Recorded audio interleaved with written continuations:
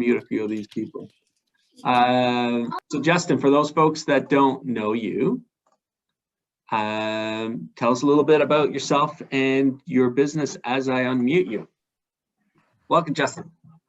So I am a real estate agent and investor, real estate investor on Vancouver Island. Father of one. Love the island. Well spelled me though. When did you move to the island? I noticed the beard is new since you've moved. So how old of a beard is that? It's all relaxing over here, so you don't have to shave all the time. I moved to the island a few months ago. We bought property here a few years ago, and we loved it so much that we wanted to move here. My wife came and was like, no, we need to move here. And now it's just feeling like home. It's nice living, it's slower living, a little bit pace living, and a lot of families and stuff, which is nice. Okay. And so what's kind of the service, like the gap that you're filling there on the island? Where do you see the opportunity for investments in yourself? So over here, like the service, I focus on the central part of the island just because I find that that's, for me, the most value for your dollar. Victoria is quite expensive. Get too far north and you don't have the sustainable jobs as much. As the job market isn't as good as it is in the central part of the island. There's a few different markets here for good jobs. Just the base and the hospital, everything. So that's why I focus on the central part of the island. I focus on also on homes that they're single family dwellings that you can easily convert to having basement suites, or they already have basement suites. And I also love to look for homes for clients and for myself that a second bedroom can be added, or there's an easy way of adding value to the home. So what I like to do is help clients from a distance, especially specializing people who work live in a bit further away, but see the value in this part of the island and want to invest here. And those homes where you have the two dwelling homes, are those mostly like fully legal second dwellings, or is it unauthorized or a mix of both? Depends on the area. The vacancy rates here are like 2% and below. So the cities don't tend to be closing them down very often, with the exception of Comox. But some of them are legal, and that's great. When they're legal, they're zone legal. R2 duplex zoning is great, or with secondary suite. But we're also, like with one of our places we're going through the process of legalizing the secondary suite, and the city has been quite open to that. It's a bit of a process, but it's definitely going to be worth it on the other side of it. So kind of coming from a Vancouver investment market, I guess the city there is easier to deal with. Yeah, it's a lot more relaxed. That being said, it's taking forever, and I think that's part of because of COVID times a little bit as well. But things are slow. So the good thing is that most of the time, the upstairs suite you're able to cover pretty much the mortgage until you wait for the city to approve the basement suite. Okay, and so like, is that kind of the biggest opportunity you see right now, or what other investment opportunities on the island are attracting you? I see that there might be and I'm really tempted to pursue it more, is the flipping model. If on the island, like the market here right now is extremely tight. There's not a lot of on the market. So if you could find something that needed some work and did work, I think that there's opportunity in that because there's definitely a lot of people moving from Vancouver and the Alberta, Manitoba, and they want a nice place. And there's a lot of bungalows around here that actually could look great with some work. And the bungalows are also a lot of what people are looking for. Does a bungalow, will it rent more than what the top half of a two-family home rents for? A little bit more? Yeah. A little bit more, but like you can buy a bungalow here still in the low fours.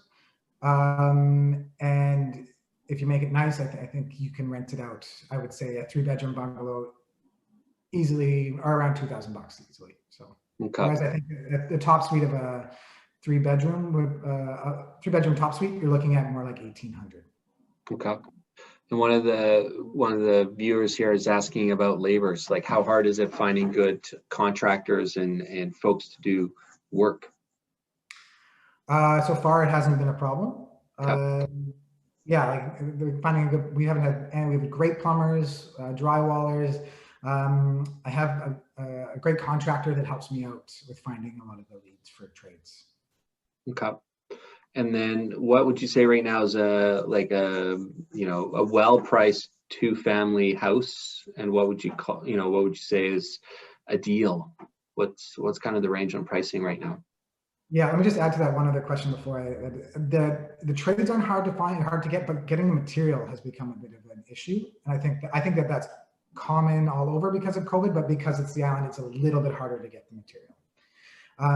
But for a good, like in the Comox Valley, specifically Courtney, you're looking at between around 550 for a 3-bedroom up, 2-bedroom down. That needs a bit of work. If you can find anything near 5 with a 3-bedroom up, 2-bedroom down, you're doing great. The prices have definitely been going up the last few years. If you want to go up to Campbell River, it's a bit cheaper. It's about, I would say, $40,000 cheaper.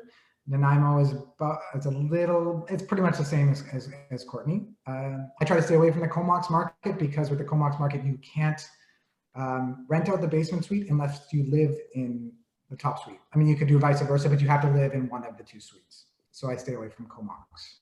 And does Courtney and Comox like touch? Do the towns have they're connected, aren't they? They have a connecting line. It's an interesting, because you think that there's a river kind of in the middle, and you think that the river would separate the 2, but it doesn't. There's Courtney, and then there's East Courtney and Comox. It's all like East Courtney and Comox are on the same side of the river. Okay. And then what are the rents like in Nanaimo and Campbell River compared to what you're paying for those homes? Nanaimo, about the same, 18 and 14. Okay. 18 up and down. And then you're looking at, for Campbell River, maybe a little bit less, but pretty close. The thing with Campbell River, it's even, the vacancy rate is even less. It's like rumored to be around like less than 1%. So there's definitely a tight market there as well. And is that mostly because there's not a lot of rental stock built, or that many more people are moving to Campbell River? I don't know the answer to that. I mean, I think there's more people moving to Campbell River because it is a little bit more affordable. But it is a little bit further north, so that makes people a little bit more nervous too. And I think it is more of one of those towns that depends on a specific job market. Yeah. So what's the ideal client right now that you want to help? Who are you looking to work for and help with their investments? So there's 2 kind of clients that I like, dream clients. The dream clients are like the one client being the investor that's super interested and like hands-on and just can't wait to like, let's find a deal and let's keep making offers and find a great deal. So that's one kind of client that works really well. And another client kind of is like, I don't have any time. I work a 9 to 5. I have kids, but I see the opportunities in this and sustainable money for my family in the future. So I'm going to, I want you to take care of everything for me. So those are like the 2 best clients for over here. Okay.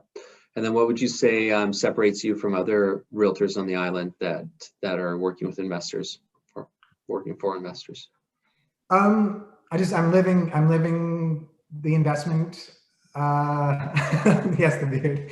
I'm living the investment world while selling it. So I'm living and breathing it. I'm checking it every day, everything that's coming on, because the inventory is so low. It is like, you have to check it every day and you have to really be on it. And I'm looking specifically for that. I'm not really looking for a dream home for a family of 5. I'm looking specifically for a house with a basement suite that can be converted, or a bungalow that I think has value that could be added to it. And I think that's what separates it. And I'm also looking at just like forced appreciation. How do I make money for my clients or myself? Mm-hmm. Let me see here, a question from our good friend David. If you were looking to get your first place on the island, either a straight rent or a buy, renovate, refinance, rent out, where would you go? What part of the island, if it was your first one right now in the current environment? What part of the island? I think Courtney or Cumberland. And why? Just because the job markets are so stable here. Like, yes, there is some food industry people that lost jobs, but there's still this big, massive base, military base, and there's a hospital, university. Like, there's all those things. So that I think that's what makes this market so special. As far as would I burr or would I just do a straight buy and hold? Buy and hold. I would burr, because there's a lot of homes here that need a lot of work. Like, you can see the houses that are quite nice, and that's the thing. A lot of them, like, there's like 3 nice houses, and then a house that needs a lot of work. And I think that the prices are rising here, and people are wanting to move here. So it's worth it. It's worth it to invest here. Buy and hold would work really well here as well. The other thing, like, the house hacking is always like my first go-to, just because then you're covered, and you can go from there. What's the local people's opinion and feeling? Like, the market's really grown a lot in the last few years, and yeah, there is a little bit of pushback on the rental prices. Yeah. Which I as long as you're keeping it reasonable, like, there's some people that ask way too much, and you see it, and you're like, they're just being greedy. But I think as long as you're reasonable, people are quite understanding of the rental market. And if you're offering, like what we're going through with the basement suite right now, the fact that you're offering a basement suite and it's going to be a reasonable price, people are appreciative of that, and adding more housing, because with a vacancy rate so low, people are really desperate for more housing here. So what would you say again? The classic number is what, around 18 for the 3 bedrooms up, and 12 to 15 for the bottom? Yeah, 15 being a nice suite, but I've mostly 1,400 I've seen. Okay, cool. How can people get hold of you, and what else should we know about you for Northern Island investing? Northern Island. Central.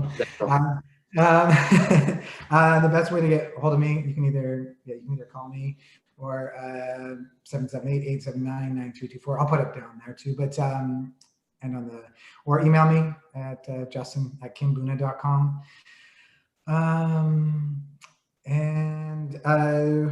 Sorry, what was the second part of the question? Tell me something that no one else knows about you.